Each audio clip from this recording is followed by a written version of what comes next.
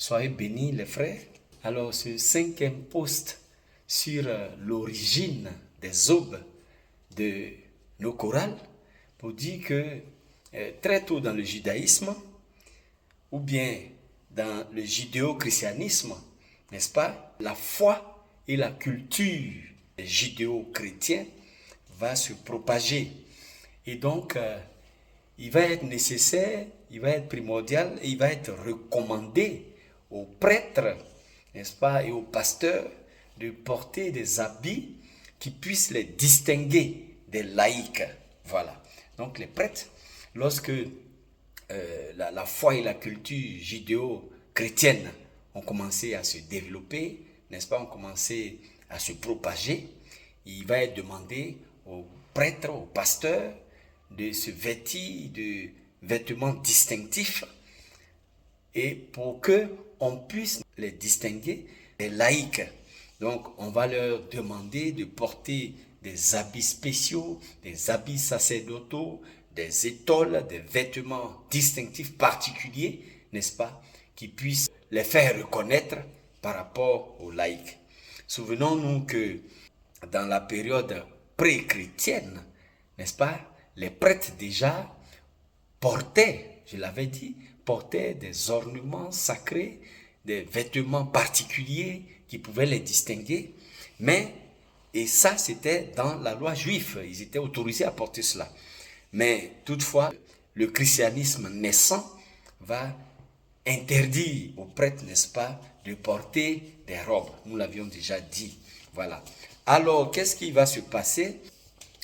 Les chorales ou les robes des chorales dans la chrétienté ou dans le christianisme, nous savons que à l'époque des Juifs et des autorités romaines, les chrétiens étaient forcés, étaient obligés de cacher leur foi.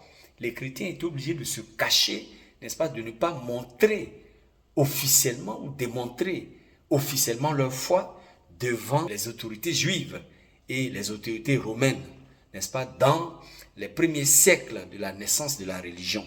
Alors, il n'était pas effectivement sain ou on n'était pas en sécurité si on portait des robes qui pouvaient nous distinguer.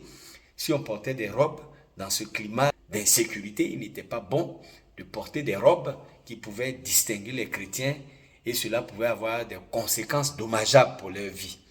Alors, le développement ou la propagation ou la variation ou bien l'évolution, n'est-ce pas, des robes de la chorale va se dérouler dans les 6 périodes du temps, n'est-ce pas? Et ces 6 périodes du temps au cours desquelles les robes des chorales vont se transformer, vont se développer, vont se propager. Donc, ces robes-là vont connaître une évolution autour de 6 principales périodes que sont dans le christianisme naissant, dans la période médiévale, à la Renaissance, à la période baroque, à la période classique jusqu'à la période romantique et à la période moderne jusqu'à la période contemporaine. Voilà. Donc nous allons développer cela. Donc les robes des chorales, nous l'avons vu à la période pré-chrétienne, n'est-ce pas, à la période du christianisme naissant, dans la loi juive. Nous avons vu à la période, n'est-ce pas, antique, romaine et grecque.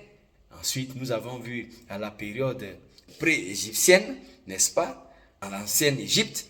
Et nous avons vu aussi dans le judaïsme naissant. Et maintenant, nous allons voir, n'est-ce pas, le parcours dans le temps, l'évolution de ces aubes-là sur ces différentes périodes. Donc, très tôt dans le christianisme, dans la période médiévale, à la Renaissance, à la période baroque, n'est-ce pas, dans la période classique à la période romantique, de la période moderne à la période contemporaine. Nous allons voir comment ces aubes ont évolué, n'est-ce pas, dans le temps. Voilà. Que Dieu nous garde. Ciao, ciao. Soyez bénis.